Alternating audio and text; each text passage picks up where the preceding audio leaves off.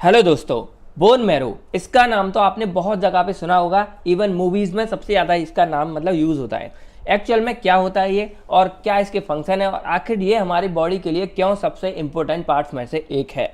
तो यहाँ पे दिख रहा होगा ये हमारी हड्डियों के अंदर कुछ स्पंजी सेल्स टाइप के होते हैं, वो हमारे होते हैं। बाकी अगर आपको अभी याद नहीं आया हो तो क्रिस 3 मूवी आप लोगों ने मोस्टली लोगों ने देखी होगी। वहाँ पे काल इतना ज़्यादा पावरफुल होता है लेकिन उसके पास जो है बोन मैरो की कमी होती है। इसी वजह से जो है वो बचपन से चल फिर नहीं पाता और वो टेबल का मतलब एक कुर्सी पर ही हमेशा बैठा रहता है। बस उसका जो है ब्रेन होता है जिंदा, बाकी पूरी बॉडी उसकी खराब होती है। तो आखिर ऐसा क्या है बोन मैरो, ऐसी क्या जरूरत है कि मतलब इतना ताकतवर होने के बावजूद भी उसकी पूरी बॉडी यहाँ पे डिसेबल थी। तो यहाँ पे जो है काल मांगता था I want bone marrow.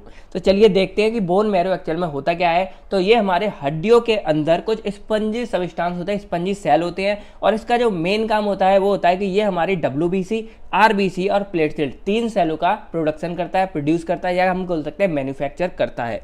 3 cell है। अब क्या है ये, कैसे हम आगे समझते हैं। तो ये हमारा जो है पूरी बॉडी की सभी हड्डियों में प्रेजेंट नहीं होता है। ये हमारी कुछ यहाँ नीचे जो हमारी थाइस की हड्डियाँ हैं, बाकी हमारी जो लॉन्ग हड्डियाँ इसके अंदर प्रेजेंट होता है। यहाँ आपको दिख रहा होगा spongy cell type bone marrow. अगर यहाँ पे मैं एक कलर डायग्राम दिखाऊँ तो ये हमारा स्पंजी सेल है। उसके बाद यहाँ पे आपको दिख रहे होंगे ये हमारे ब्लड वेसल्स इसके कनेक्ट हैं बोन मैरो के अंदर।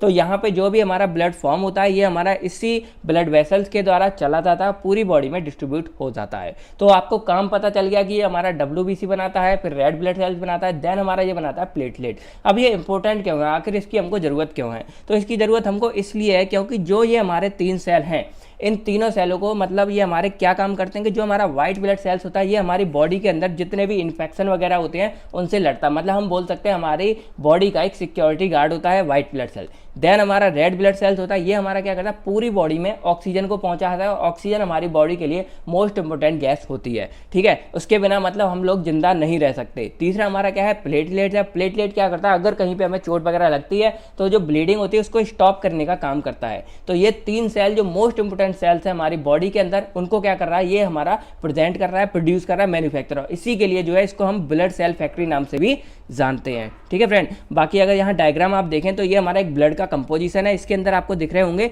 ये रेड कलर में जो आपको शो हो रहे हैं ये हमारे क्या है, रेड ब्लड सेल्स है। देन ये छोटे छोटे आपको दिख रहे होंगे ये हमारी प्लेटलेट्स है। देन यहाँ पे ये हमारे व्हाइट कलर में ये हमारे है व्हाइट ब्लड सेल। फाइनली इसका अगर किसी को ये इसकी कमी हो जाती है या डिसीज हो जाती है तो क्या करते हैं, इसको हम ट्रांसप्लांट कर सकते हैं। बाकी ज़्यादा मगर अगर ये खराब हो जाता है तो इंसान ज़्यादा दिन तक जिंदा नहीं रह पाता है। उसके बाद यहाँ पे एंड में फाइनली क्या होता है, ये हमारा काल इससे रोहित मेहरा से बोन मैरो ले लेता है, DNA मैच हो जाता है इस वजह से और वो अपने पैरों पे अगेन खड़ा हो जाता है।